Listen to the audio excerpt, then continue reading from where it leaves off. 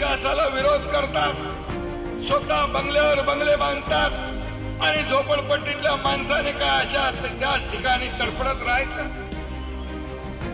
अरे पुनर्विकास होऊ नये म्हणून तुम्ही जे प्रयत्न करताय, खरं म्हणजे तुम्हाला मुंबईकरांची चिंता नाहीये, मुंबईची चिंता नाहीये, स्वतःच्या स्वार्थाची चिंता आहे. मुंबई खतरे में म्हणता, मुंबई महाराष्ट्रापासून तोडणार म्हणता.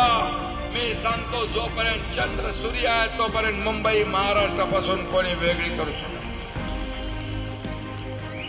आणि या ठिकाणी नेहमीचा निवडणूक आली की मुंबईकर मराठी माणसाचा खोटा पुतना मावशीचं प्रेम जागृत होत. मुंबईकर मुंबईच्या बाहेर फेकला गेला कोणामुळे? वसई, विरार, नाला सोपारा, इकडे बदलापूर, अंबरनाथ, मागणीपर्यंत कुणामुळे गेला? कोण डेव्हलपर आहे? कोणी रखडवले प्रकल्प?